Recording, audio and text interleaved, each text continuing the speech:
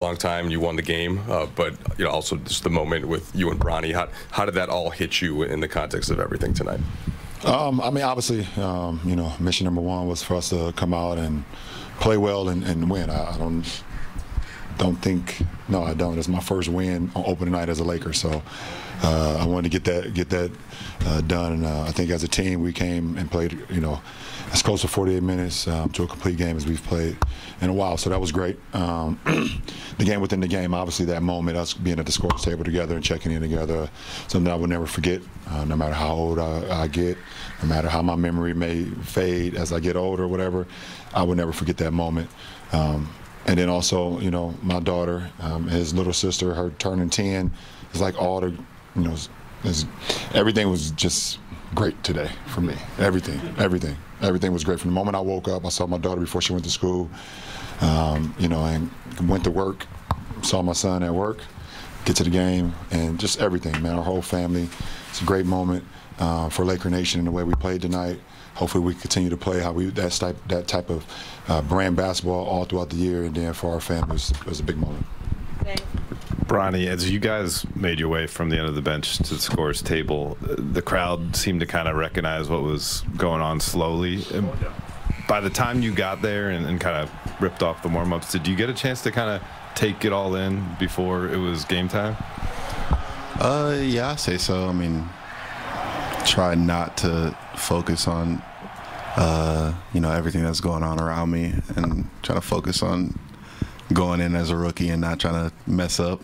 But yeah, I mean, I totally did feel the energy, and yeah, I appreciate the Laker Nation for showing the support for me and my dad.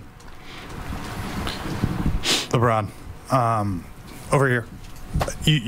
I think I've asked you some version of this a couple times. There are only so many firsts left for you to accomplish in this game. How does this one hit differently than the others?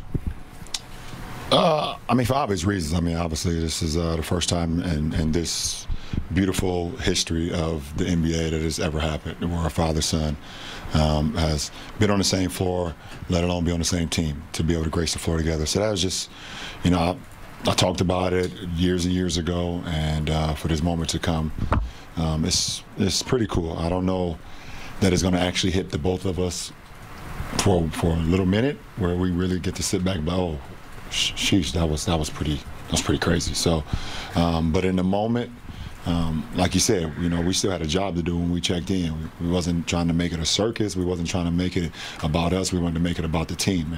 And for us to go out there and continue to play the game, the brand of basketball that the coaching staff and our teammates wanted us to play, we kept that. We kept the main thing while we was on the floor, and that was good for all of us.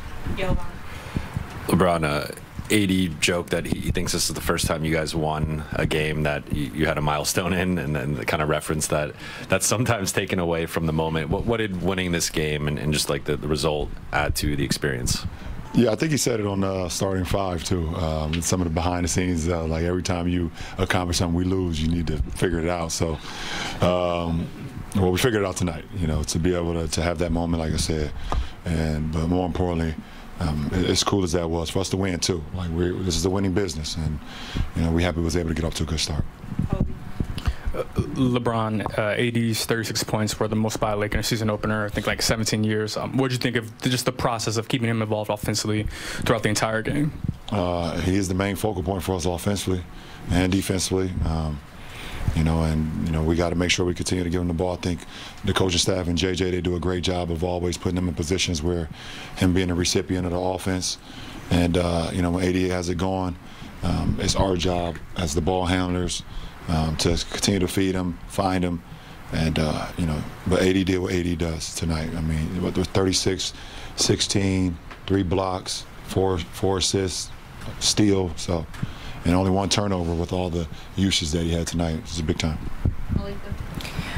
Over here, Bronny, your dad said something to the effect in his walk-off interview of this game has taken a lot, I've lost a lot in terms of time, and I get to gain a little bit of it back now that he's getting to play alongside you. What's your vantage point of that, of seeing him gone, and then also everything that you've been through to get to this moment? I'd say at the same time that he's gone away doing his job, that I'm, doing my own basketball. So, you know, I've been able to get through that by, you know, from the love of the game, just going out there and being able to play by myself. But yeah, I've noticed it for sure. It's a lot of time that we haven't had together, but it's just all part of, you know, what we love to do, and there's nothing we can do about that. So yeah, it's a great feeling to, you know, be together for what we love to do. And did you get the cereal out of your car? Thank God that wasn't my car. Hey, LeBron. He has multiple cars now. He opened that one and then got in another one. Hey, LeBron. Do you remember what it felt like in that moment, your NBA debut, and what Bronny was feeling tonight? And can you explain that feeling? Yeah, I definitely remember that moment. It was very stressful. It was very stressful for me. Didn't get much sleep the night before. Didn't get much sleep during my pregame nap. I was extremely nervous. You know, I felt the world of the game of basketball on my shoulders, and I felt like kind of pretty much everyone besides my family and friends wanted me to fail. You know, so. And I just kind of channeled that in. I kind of was just very quiet the day of the game, and all the way up until the ball went, you know, went up in the air for the tip ball. I was nervous. My stomach was turning, whatever the case may be. So, but once the game started, I guess the rest is history. You can kind of go back and rewatch that game if you want to. The rest is history. But it was definitely a moment that I felt just.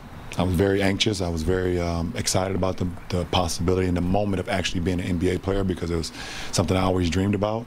And to be out there on the floor with other NBA players was a dream come true for me. Last two, Rachel, and then we'll end with Joe. Bronny, do you remember a particular game early on when you were a kid where you were either watching your dad or watching a game on TV when you're like, I want to do that? Watching that 2016 series was just like, that was just the craziest basketball I've ever seen firsthand. So like that, I'd also say before I got to the Lakers in France, the Serbia game that we watched was nuts. So both of those were like, dang, this is a crazy sport. Like I really want to be a part of this. So yeah, that's some special moments for both of us. Last question, Joe. Those are two pretty good ones. Bronny, what did you think about how it went for you tonight when you were out there? You know, I felt pretty good. Was a little anxious going into it. You know, like he said, that first game stepping onto the court, was a little nerve-wracking, but you know, once I stepped on the court, got up and down a couple times, it all went away. So yeah, I felt pretty good. Not much to it.